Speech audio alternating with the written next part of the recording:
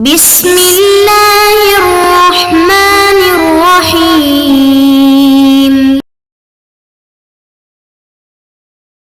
بسم اللہ الرحمن الرحیم۔ عزیز طلباء اور طالبات، السلام علیکم ورحمۃ اللہ وبرکاتہ۔ امید ہے کہ آپ لوگ خیر وفیت سے ہوں گے۔ مقاصد سچ عارم کے دروس کا سلسلہ جاری ہے، اور اس سلسلے میں آج ہم جو ہے وہ مقاصد کے سبق نمبر 34 کو پڑھنے جا رہے ہیں۔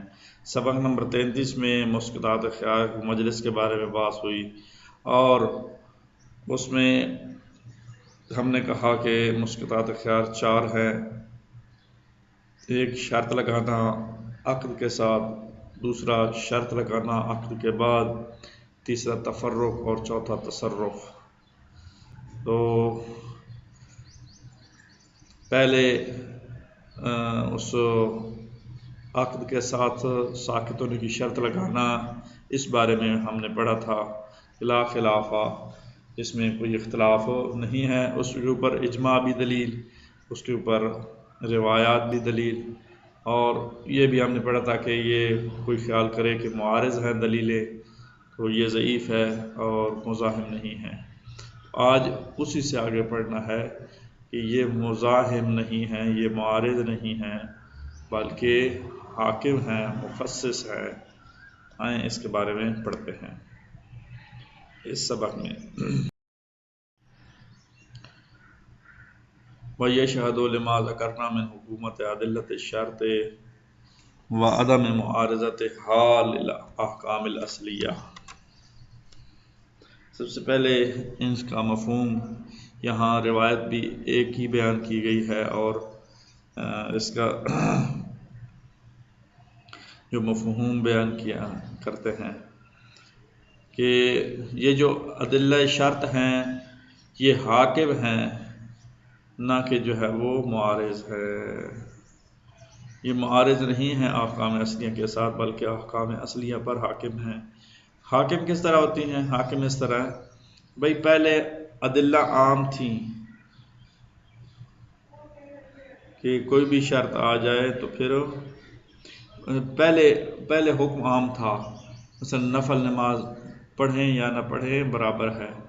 اب ایک روایت آ گئی کہ کسی نے قسم کھا لی یا نظر کر لی تو پھر اس صورت میں وہ نفل نماز واجب ہو جائے۔ اب یہ نفل نماز کے واجب ہونے کا والی دلیل جو ہے، یہ حاکم ہیں ان احکام اصلیہ پر۔ جی، جیسا کہ ایک روایت بھی ہے، روایت یہ ہے، اور یہ روایت جو ہے وہ امام جعفر صادق علیہ السلام سے ہے کہ ایک شخص جو ہے اس کی باپ جو ہے وہ غلام تھا، اور وہ اس کی جاریہ جو ہے، اس کی یعنی ماں جو ہے وہ اس کے بیوی تھی جو مکاتبہ تھی۔ تو اس نے کہا کہ غلام نے کہ میرا باپ بھی غلام ہے، میری والدہ بھی غلام ہے، لیکن والدہ جو ہے وہ اس کے کچھ قسطیں ہو چکی تھی آزادی کے لیے اور کچھ قسطیں رہتی تھی۔ اس نے شرط لگائی کہ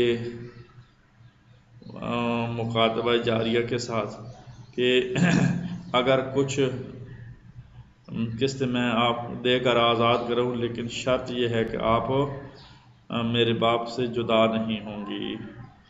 تو اس نے کہا ٹھیک ہے، اس نے اس شرط کو قبول کر لیا کہ آپ آزاد مجھے کروائیں، لیکن میں آپ کے باپ جو کہ غلام ہے اس سے جدا نہیں ہوں گی، کیونکہ آزاد ہونا خاتون کے اختیار میں ہوتا ہے کہ وہ کسی کے غلام کے ساتھ رہنا پسند کرے یا نہ کرے۔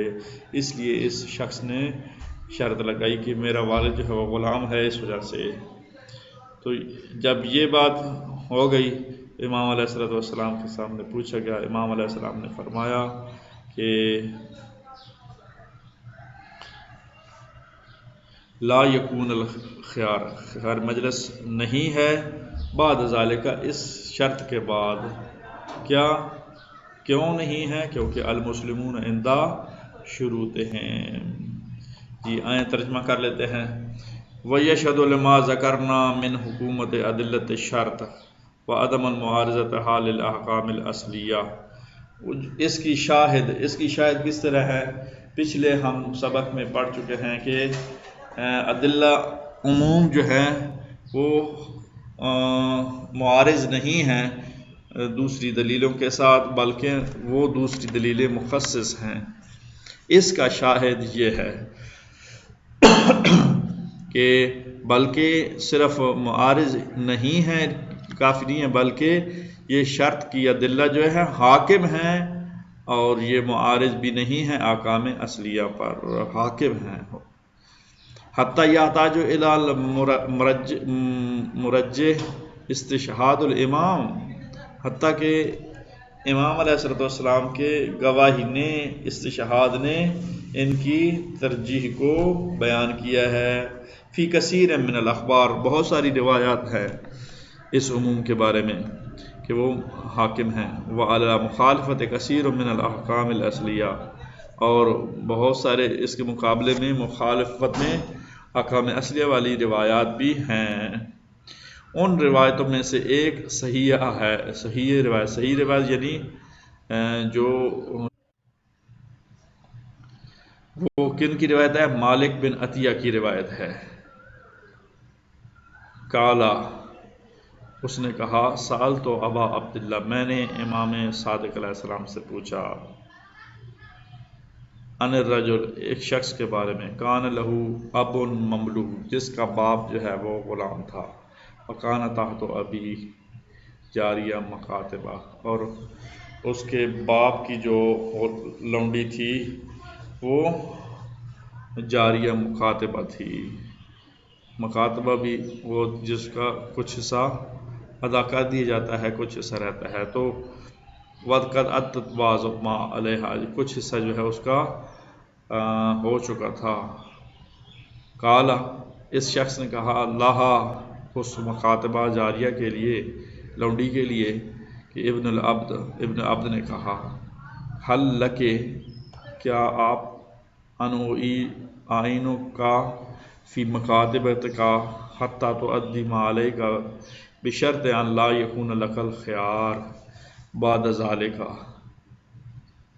علی ابی اذا انت ملکت نفسک، کہ اس ابن مملوک نے کہا کہ اگر میں آپ کا باقیہ حصہ قسطیں دے دوں اور تم میری باپ کی ملکیت سے آزادی نہیں حاصل کریں گی، یعنی میرے باپ کے ملکیت میں رہیں گی، یا وہ اس کے ساتھ شادی رہے گی، آپ کی آزاد نہیں ہوں گی۔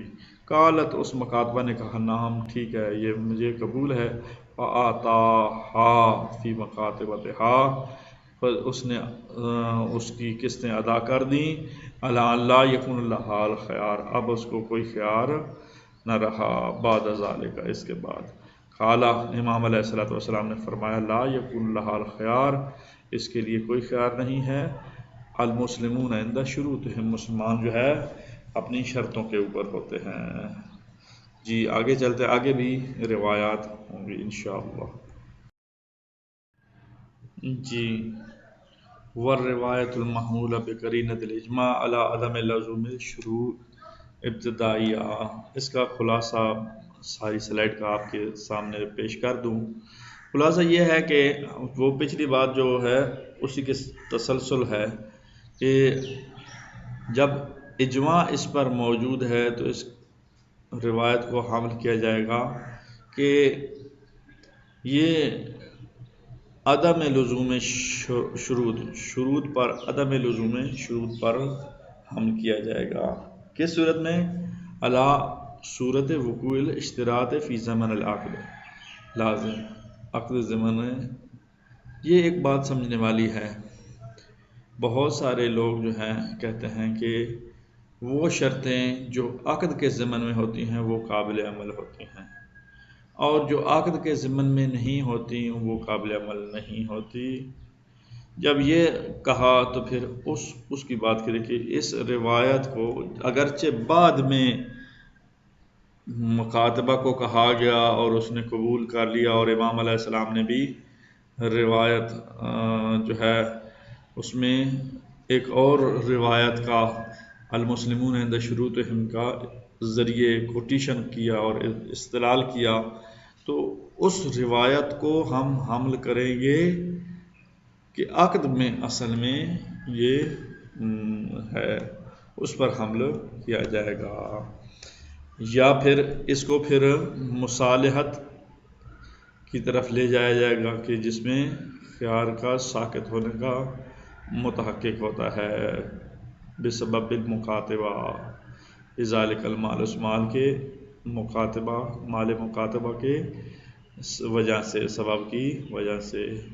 دو چیزوں میں تیسری چیز جیسا بھی ہو بھائی، استدلال یہ ہے کہ قاعدہ یہ ہے کہ شروط جو ہے وہ جو خیار ثابت ہوتا ہے عمومات کے ذریعے ان کی نفی کی جاتی ہے اور وہ دلیل حاکم ہوتی ہیں، معارض نہیں ہوتی۔ بس نتیجہ یہی ہے جو ہم پچھلی روایت میں بیان کر چکے ہیں، لہٰذا اتنی یعنی پریشان ہونے کی بات نہیں ہے، چاہے آپ عقد کے شروع میں اس کی شروط کو لگائیں، عقد کے بعد لگائیں، یا عقد کے ساتھ ساتھ لگائیں۔ جی آئیں ترجمہ کر لیتے ہیں۔ پر روایت و محمولۃ بقرینۃ الاجماع، روایت اس کو حمل کریں گے اجماع کے قرینے کے ساتھ، علی عدم لزوم شرط ابتدائیہ، اس کو کس پر حمل کریں گے کہ یہ شروط ابتدائیہ ہے، یہ مکاتبہ جو ہے شروع میں، عقد کے شروع میں ہی یہ شرط رکھی گئی تھی۔